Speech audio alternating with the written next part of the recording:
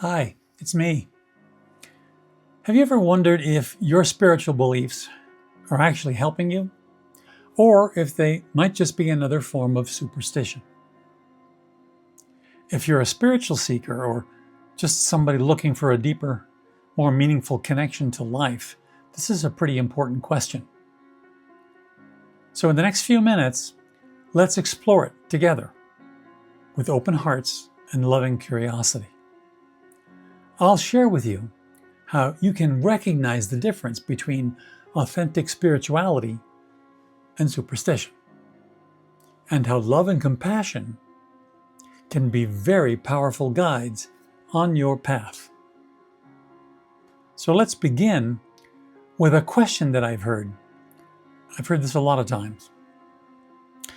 Isn't belief in God or a higher power, isn't that just magical thinking, like believing in luck or pyramid power? It's an honest question, but here's what I've discovered on my own spiritual journey and what so many others have shared. Spirituality is love-centered and inward.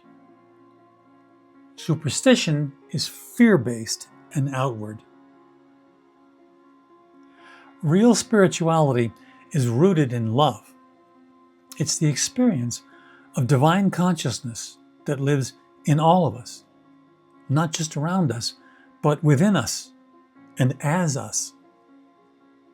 It's not just something we reach for, it's who we are. It permeates everything, everywhere, and reveals itself most clearly when we approach life with compassion for ourselves and for others. Superstition, on the other hand, comes from fear. It's the voice of the ego, whispering that we're not safe, that we're not enough, and that we have to control the world by clinging to rituals and lucky charms, or beliefs that something out there holds the power. Superstition pulls us away from the divine that's within us. Here's a simple example. If you touch a hot stove, you get burned. That's just physics, an observable cause and effect. But if you believe walking under a ladder is going to bring you some bad luck, that's superstition. There's no evidence, but we still let fear guide our actions. We give power to something external, and in doing so, we move away from the loving truth right here inside us. Spirituality does exactly the opposite. It reminds us there's a deep wisdom and love within you. You don't need to fear the outside world when you're centered in that truth. It's not about controlling life. It's about connecting to it with acceptance and compassion. Some spiritual paths, like Hinduism, for example, don't ask us to take our spirituality on faith. They invite us to experience divine truth in our lives, sort of a try it before you buy it approach. You don't have to take someone else's word for anything.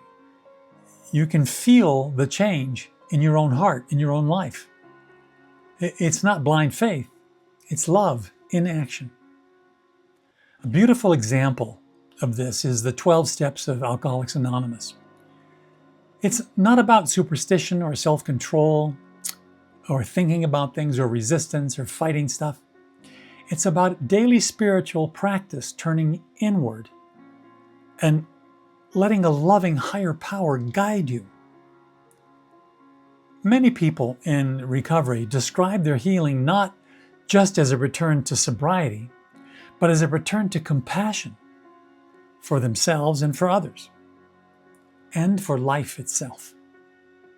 A lot of people don't know this, but before AA, back in the 1930s, addiction was generally considered incurable by the medical profession at large. But those who embraced spiritual principles found lasting change, not from superstition or pills or other methods, but from deep daily contact with the love and grace, again, already thriving within them and just waiting to be awakened. Of course, AA isn't the only path, but what it shows us is powerful, real transformation. It all comes from a shift in consciousness, not from fear, but from love. Superstition, by contrast, often promises quick fixes. It's one of the ways you can recognize it. Crystals, rituals, magic cures, they can distract us from doing that deeper, more loving inner work. And yet that inner work, that's where the real miracles happen. Let me share a quick story with you.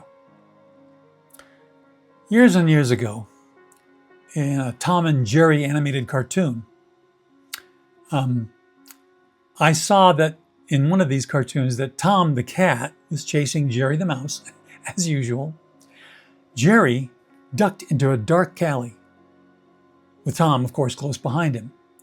And suddenly, Tom froze in terror and then quickly turned around and ran away. Why? Well, we soon saw down the alley, and there was this huge monster shadow with threatening arms raised over its head on the wall at the end of the alley. But when the view was moved back, we saw the truth. It was just Tiny Jerry standing in front of a small, abandoned flashlight. The flashlight had turned a harmless little mouse into a terrifying illusion. That's exactly what superstition and our egos can do. It takes something small and, through the lens of fear, turns it into a threatening monster. But spirituality helps us reach down, switch off that flashlight, and see clearly there is no monster, just a tiny, confused mouse. Love is your guide to seeing things as they are. It's always been with you. In fact, it is you. So, how do you tell the difference between spiritual truth and superstitious fear, especially when it comes upon you? Well, here's a simple practice that you can do pretty much anywhere, anytime. When you are facing some challenge in your life, fear or doubt, before you react, just stop. Breathe. And then ask yourself, what's going on inside me? Am I reacting from fear or responding from love? Is my ego running this show? Or is this my deeper, wiser self speaking? And then listen and trust. Just be still. Because every time you listen with love, your spiritual discernment grows stronger and stronger. And so does your peace. Soon, it just becomes the way you live your life. As Stevie Wonder once sang, when you believe in things that you don't understand, then you suffer. Superstition ain't the way. So let me ask you, are there any beliefs or habits that you've held on to that might be rooted more in fear than in love, more in superstition than in spiritual truth? Be with that a little. Let me know in the comment section below. I always love to hear from you. But let me know what's coming up for you.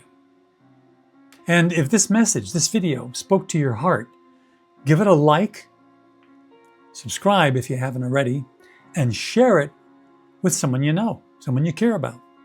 Because when we walk this path of awakening together, with love and compassion, life gets a lot less fearful, and the journey becomes that much richer. Until next time, may you walk in clarity, may you act from love, and may compassion always, always guide your way. And I'll see you next time.